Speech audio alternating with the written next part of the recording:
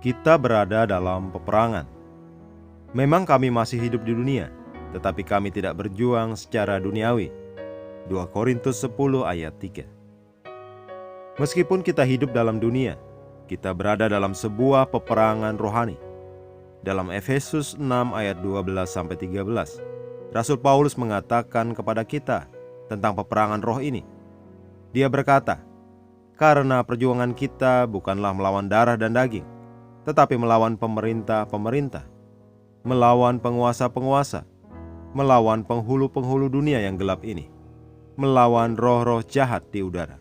Sebab itu ambillah seluruh perlengkapan senjata Allah, supaya kamu dapat mengadakan perlawanan pada hari yang jahat itu dan tetap berdiri, sesudah kamu menyelesaikan segala sesuatu." Perhatikan bahwa konflik selalu ada, dan dia juga mereferensikan tentang hari yang jahat. Ini menolongmu mengerti perbedaan antara sebuah peperangan dan pertempuran. Peperangan adalah deklarasi keadaan bermusuhan. 1 Korintus 14 ayat 8 mengatakan kepada kita, "Atau jika nafiri tidak mengeluarkan bunyi yang terang, siapakah yang menyiapkan diri untuk berperang?" Pertempuran adalah pertarungan perang yang sebenarnya. Saat pertarungan sebenarnya dimulai, itulah pertempuran perang. Ekspresi lain untuk peperangan adalah saat engkau memperebutkan sesuatu, dan yang lebih menggairahkan, dan engkau tidak perlu menggunakan senjata.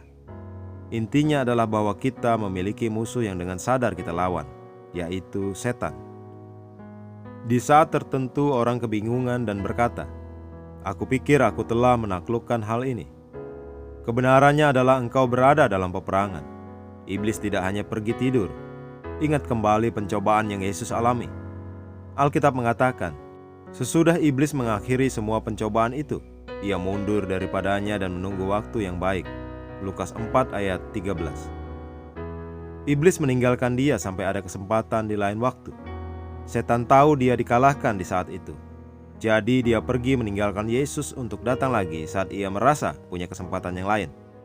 1 Petrus 5 ayat 8-9 mengatakan, "Sadarlah dan berjaga-jagalah. Lawanmu si iblis berjalan keliling sama seperti singa yang mengaum-ngaum dan mencari orang yang dapat ditelannya. Lawanlah dia dengan iman yang teguh. Sebab kamu tahu bahwa semua saudaramu di dunia menanggung penderitaan yang sama." 1 Petrus 5 ayat 8-9. Tidak menjadi persoalan bahwa ada lawan atau musuh yang menentang Injil dan anak-anak Tuhan. Ia berada di bawah kakimu.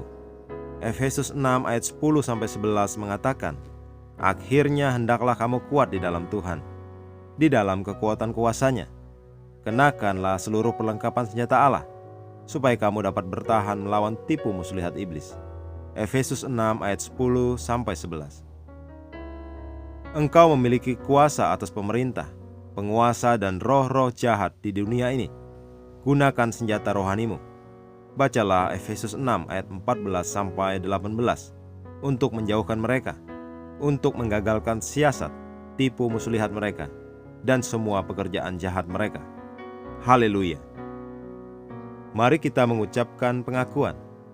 Terima kasih Bapa untuk otoritas yang Engkau berikan padaku di dalam Kristus, untuk menjaga setan dan penghulu-penghulunya berada di tempat mereka seharusnya. Aku diperlengkapi penuh dengan perlengkapan senjata Allah, kuat dalam Tuhan dan dalam kuasa-Nya yang besar, membuatku menang di hari yang jahat. Aku sungguh bersyukur untuk kebaikan dan kasih-Mu. Amin.